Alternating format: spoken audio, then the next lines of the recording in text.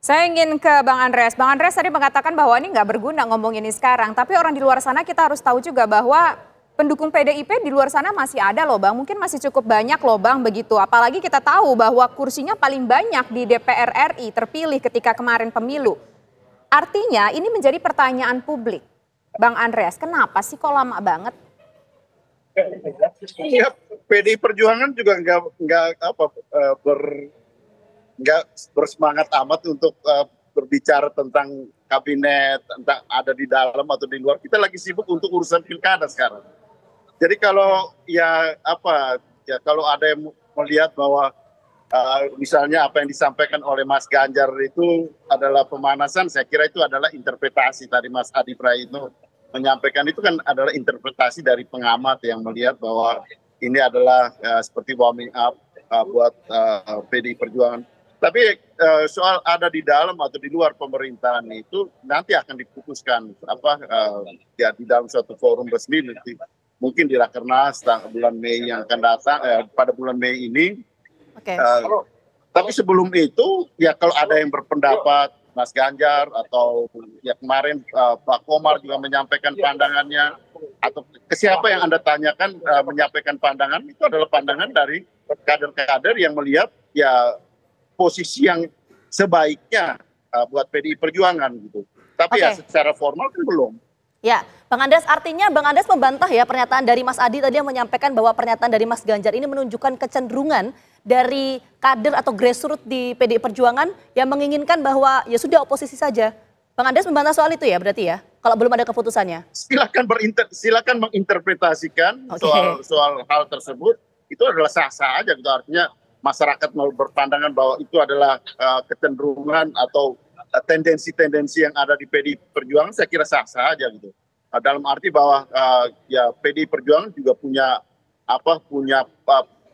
punya positioning dan kader-kader punya pandangan-pandangan seperti itu. Silakan masyarakat menginterpretasikan itu, saya kira tidak ada masalahnya, tidak ada halnya. Tapi soal ini untuk saat ini buat PDI Perjuangan belum menjadi hal yang sangat krusial untuk dibicarakan gitu. PDI Perjuangan juga bukan partai yang ya berbondong-bondong datang untuk menemui Pak Prabowo untuk kemudian membicarakan kemungkinan ke depan ada di dalam atau di luar, berapa kursi menteri yang akan diambil. Ya itu bukan tipenya PDI Perjuangan, Mbak.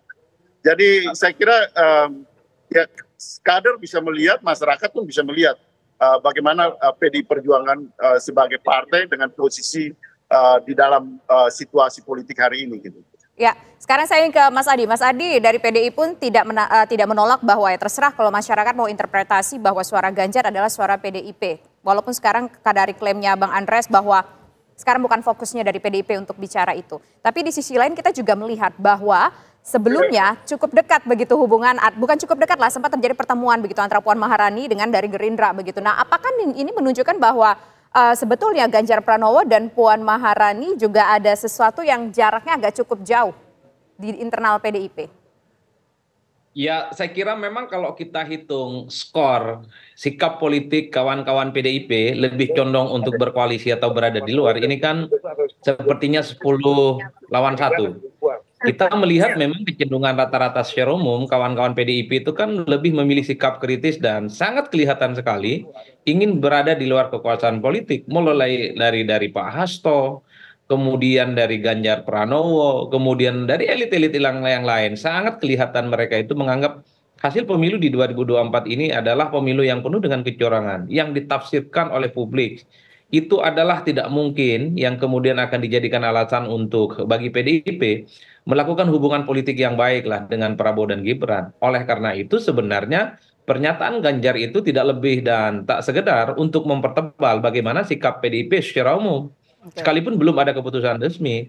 Sementara kalau kita melihat hanya Mbak Puan lah yang kemudian satu-satunya figur internal PDIP yang melakukan pendekatan misalnya yang dianggap delegasi dari partai untuk melakukan komunikasi dengan kawan-kawan di Partai Gerindra.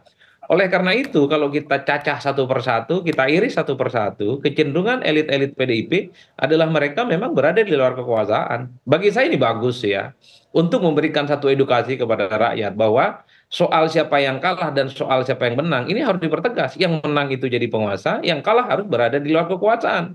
Bukan seperti praktik politik yang belakangan ini sering kita lihat. Kalah tapi kemudian berharap diajak koalisi dan kemudian Oke. juga mendapatkan jatah kekuasaan politik. Bagi saya ini tidak sehat secara demokrasi. Ini tidak sehat untuk menciptakan iklim check and balances. Karena bagi saya pemilu itu adalah reward and punishment.